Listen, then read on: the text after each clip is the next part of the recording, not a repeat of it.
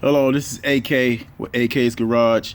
I have to make a video on this because I have got a lot of turnout, a lot of comments on the transmission for the Chevy Impala 2008, 2006, 7, and 9. I think they all pretty much had the same transmission problems.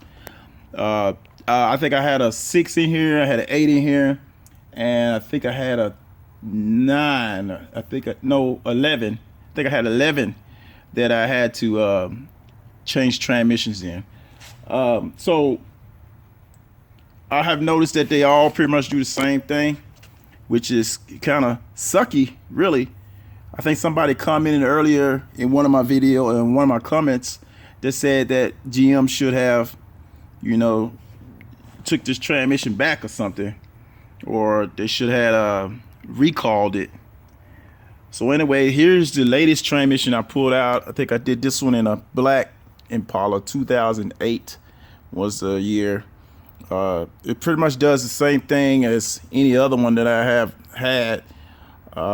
It pretty much goes into, if you drop it all the way down into the low gear 1, I was able to move it if I put it in 1. And no, it wasn't. You couldn't do no peel outs with it. It was slip, but it was moving with it in 1. If I put it in drive, no, it didn't do anything. It would just sit there and slip. So actually, I went really far for the transmission to replace this one.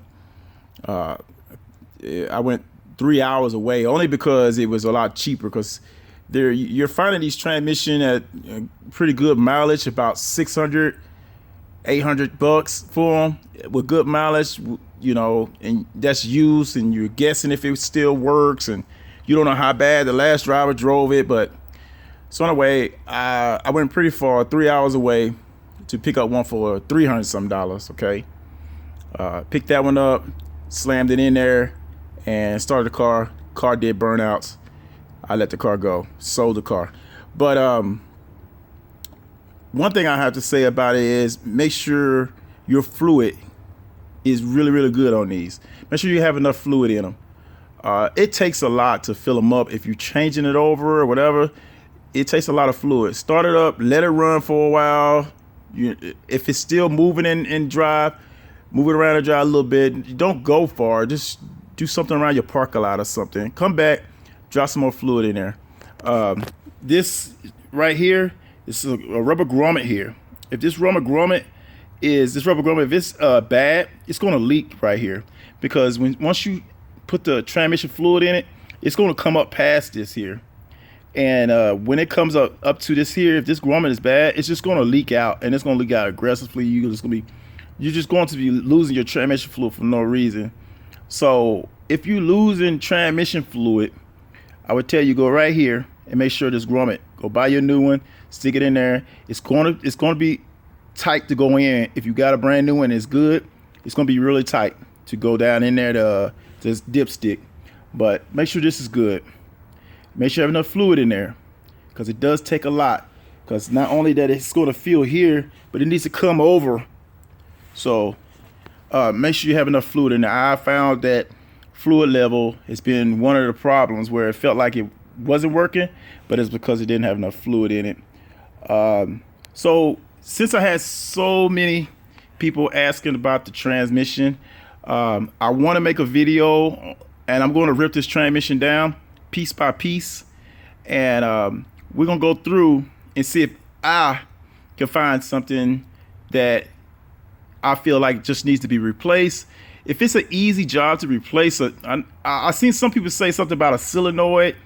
I know that there's a solenoid in them that causes problems or whatever, but is it worth taking the solenoid out and putting the solenoid back in and drive it? Is it easy to take this cover off with it up in there in the engine bay? If I take this off when it's in the engine bay, do I have room to get this plate off, get this cover off? I would have to move the transmission down, have to loosen everything just to get this plate off, because this plate is against the rail of the car. These here, it's connected to the rail. on the driver's side. So I don't know if you're able to clear that to get this off. So if you have to lower it down, you might as well go ahead and take it out and put another one in. But I don't know, you know, because you lower it down, you put another solenoid in there, and I don't even know if I haven't checked to see if they sell that separately. But if I pull that off, took the solenoid out, put another one in, put it back together, what if it doesn't work? I mean, is it cool to waste that time? Especially if it's somebody's car. Yo, I did have a car that I was going to do experiments on this transmission. Somebody came and they wanted the car. I threw a new transmission or a used transmission in, the car's gone. One thing I can say about a Chevy Impala, that it rides good. I really like the way it rides. I hate the little noise in the dashboard. It makes that little dot, dot, dot, dot, dot. I think every single one of those darn things make that same noise. Matter of fact, I just messed with a 2010 yesterday, and it made the same thing. The guy called me and said something's wrong with the starter. Wasn't nothing wrong, but anyway, it made the exact same sound. I don't know why every last one of those things make that sound. All cars have blend door actuators. So why is the Impala blend door actuators go bad and make this old stupid noise? You know, I had out of all the cars I have, my pickup truck, the blend door went out. It don't make no blop blop blop blop sound. I don't understand that. But anyway, so my plan is to tear this down.